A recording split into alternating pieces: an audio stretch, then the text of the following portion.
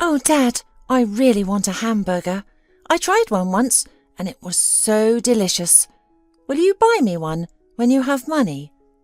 Denny tugged at Jack's sleeve, his little nose eagerly inhaling the scent of fried potatoes wafting from a popular fast food restaurant.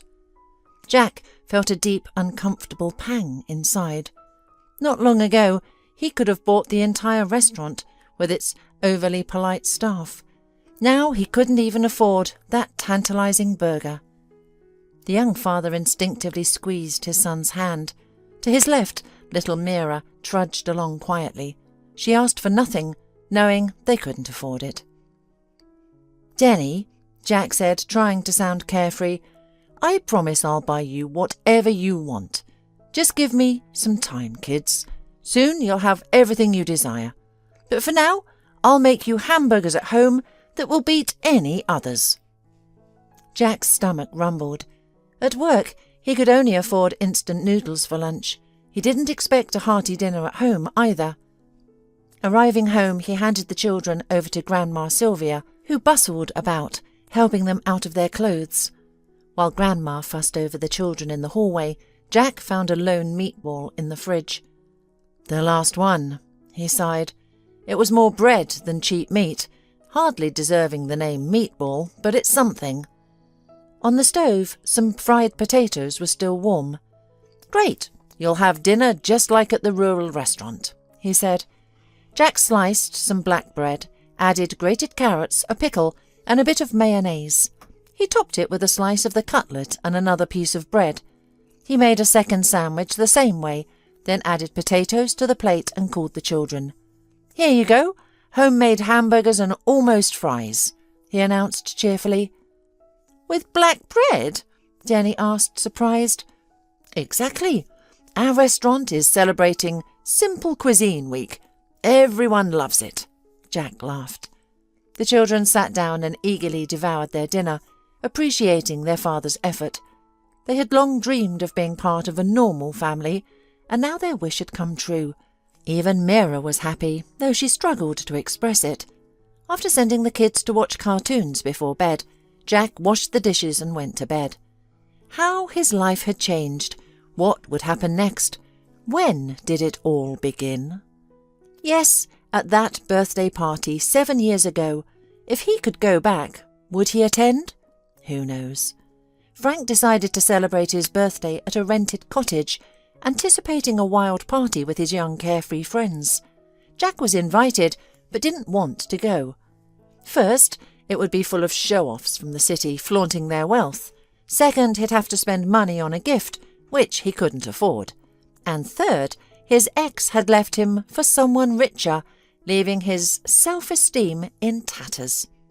Plus, Jack had a strange feeling that something bad would happen at the party, so he decided not to go, but still wanted to wish his friend a happy birthday, so he called his friend. "Hey Frank, happy birthday! Hope everything goes great for you. Cheers!" "Thanks, bro. Come by. I sent you the address."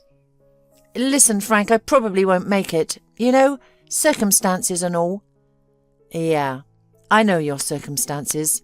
Eloise dumped you." "Too bad, man. Forget her and move on. Come over. I'll introduce you to some great girls. If you don't show up, I'll be offended. Did you get that? Seriously, no party without you. See you tonight." So Jack had to go. What to bring? A bottle of good whiskey?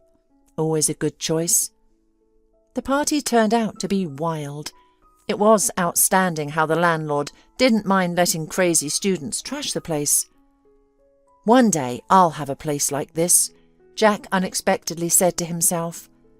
He felt a chill inside when a strong hand suddenly gripped his shoulder, followed by a raspy, slightly drunken laugh. "You'll have an even better place than this dump. Hey Jack, nice to see you, man. Thanks for coming. It wouldn't be the same without you." At first, Jack felt uncomfortable. The guys at the party discussed things he didn't understand, mostly about some trendy gadgets or fancy cars. Guys in their 20s love.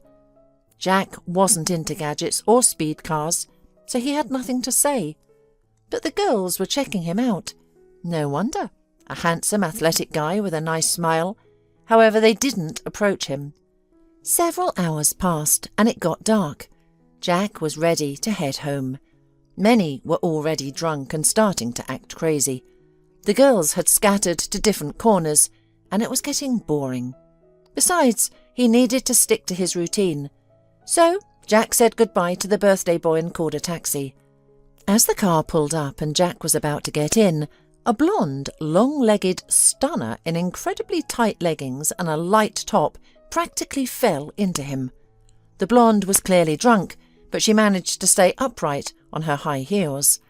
Breathing alcohol fumes into Jack's face, she slurred, Wait, this is... What's your name again?" "Jack," the young man replied, confused. "Listen, Jack, take me with you in your car, okay? Where are you going?" "I'm coming with you. I can't drink any more. See those guys over there? A little more and I'll pass out, and they'll get something that I don't want to share with them." Jack looked at the guys. Their gaze did seem predatory. Despite his aversion to drunk girls, the noble knight within him won out. "All right, get in, let's go." "Oh, thank you," the girl slurred and clumsily climbed into the front seat. She struggled to speak clearly.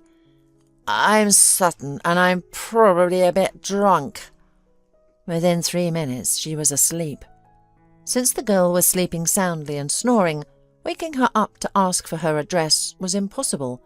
Jack had to take her to his place. It was no easy task to drag her to his apartment. The beauty stubbornly clung to the stairs with her heels. But finally, she found herself in a warm bed under a blanket, while Jack modestly settled on the kitchen floor. In the morning, Sutton complained about a headache, but Jack didn't let her dwell on it. He rushed to the pharmacy for a special remedy for such occasions. After coming to her senses, Sutton drank some coffee and turned into a quite adequate person, even an adorable girl. She took her phone out of her bag and turned it on. Immediately, missed call notifications started pouring in. "Oh no, Dad," she groaned, making a painful face. "Jack, thank you so much. If it weren't for you, I don't know what would have happened to me. I have to go home or my dad will kill me." She quickly gathered her things, kissed Jack on the cheek, and left the hospitable apartment. Jack sighed in relief. On one hand, it was interesting to take care of a beautiful girl, and Sutton was incredibly beautiful. But on the other hand, he didn't like such adventures. He didn't like it when something disrupted his usual routine, so he hurried to put this situation out of his mind. In 4 days, he had a job interview. If he got the job, he would finally have money, and his life would change. He could move out of this flea-ridden place. It was embarrassing to even invite a girl over. Just the other day, his new acquaintance Sutton had to shower in a broken bathtub. What a disgrace. No wonder Eloise left for a wealthier man, unwilling to wait for Jack to get back on his feet. And how was she doing now? Probably happy. A few days passed. Jack was nervous as he walked into the interview. This job was crucial for him. Imagine his surprise when he found Sutton sitting importantly behind the manager's desk. Seeing her recent acquaintance, she relaxed her shoulders and put on a more approachable face. "Oh, Jack, what a surprise! What are you doing here? Are you here for an interview? I've been trying to find your number. I wanted to call, but I didn't want to ask Frank. We fell out at that party. He was hitting on me, and I turned him down. He's probably still mad." "No, Sutton, he's not like that. He's most likely embarrassed for his behaviour." "Oh, please. Guys like you get embarrassed. He doesn't." "Sutton, that's all well and good, but who do I talk to about the job?" "Me, of course. This is my dad's company. Well, a branch of it. He put me in charge of hiring. I've been working here since my 2nd year of college. I know everything. Don't think I'm just some daddy's girl getting paid for nothing. I love my job and I'm good at it. I started practically as a janitor. My dad believes in honest and career growth. Come, sit down." Jack sat down hesitantly. Sutton handed him some forms and tests. She tried to help a couple of times, but Jack was too proud and refused. He completed the forms, handed them to Sutton, and 2 days later he received an email from her. He got the job. That evening, Sutton called him herself. "Why aren't you answering? Did you get the email? They say you're a smart guy. Unconventional solutions according to the test. Let's celebrate tonight. No excuses." Despite his modest provincial upbringing, that evening he found himself kissing Sutton, the wealthy girl. He thought he was just a fling for her, but she was serious. 3 months later she dragged him to the registry office. "Why did you choose me?" he asked Sutton. "You should be with someone else, not me." "Silly," she laughed. "I'm done with those rich boys. They're not real. Egoists, and many of them are into bad things. You're real. I want to be with you." Surprisingly, her father didn't object. He was strict in business, but preferred not to meddle in matters of the heart. "I come from a small village myself, and I'm not ashamed of it. Looking back, I see how far I've come. But I have worked hard, lived and fought. I see the same in you. You've exceeded expectations in your time working for me. We'll train you a bit more, help you out at first, and you can take over the branch.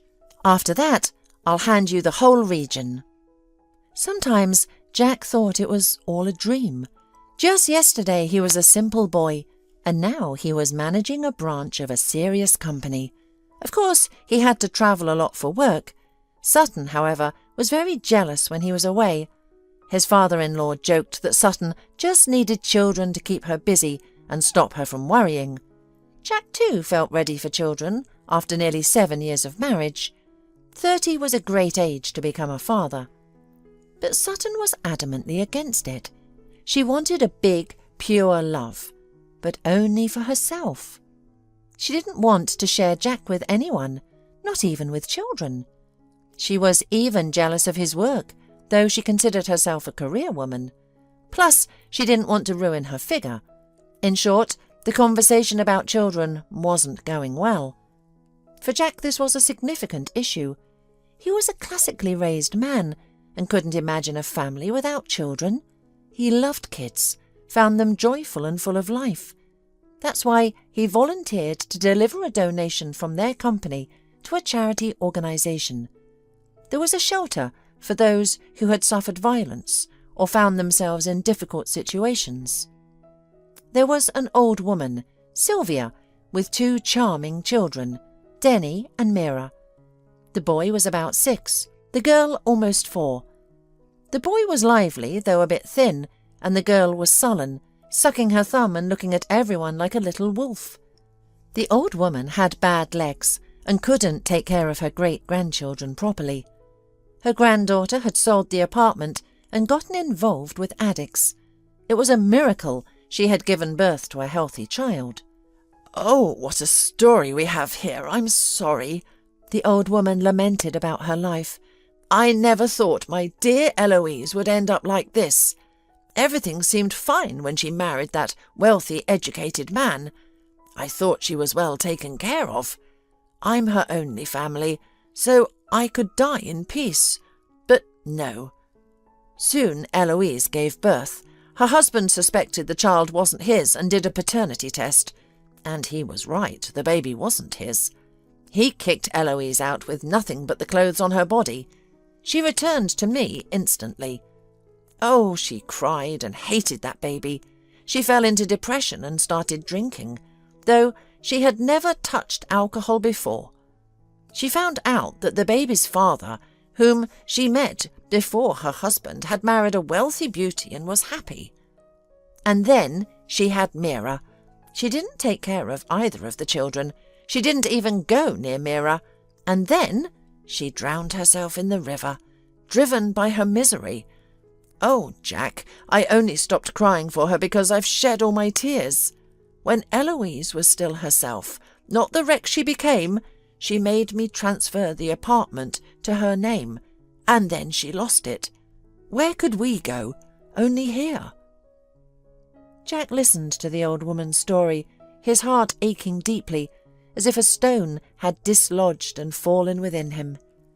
While the elderly lady told her tale, she pulled out a picture of her granddaughter from happier times and handed it to Jack. From the photo, his Eloise smiled back at him. Without any explanation, Jack left the shelter. For 2 nights Jack couldn't sleep. On the 3rd day he returned to the orphanage and revealed everything. Granny Sylvia wept. Later they told Denny. The boy was overjoyed. He had a real father. Jack found her a clean, cosy apartment with all the amenities, and an elderly woman and kids moved in there. The man regularly visited the little ones. One day, returning home after visiting the children and bringing them groceries, he found an enraged Sutton waiting outside his door. "Where are you always going, following the same route? Do you think I can't track you and your mistress?" "Sutton, come on, don't be silly, there's no mistress." "Get in the car." "Sutton, you can't order me around like this. I don't deserve it." "Get in the car. I'm at my wit's end. Let's go see this wretch of yours."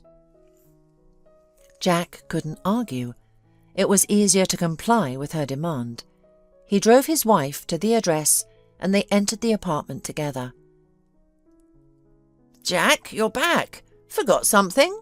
Granny murmured. Sutton froze in the doorway. "What?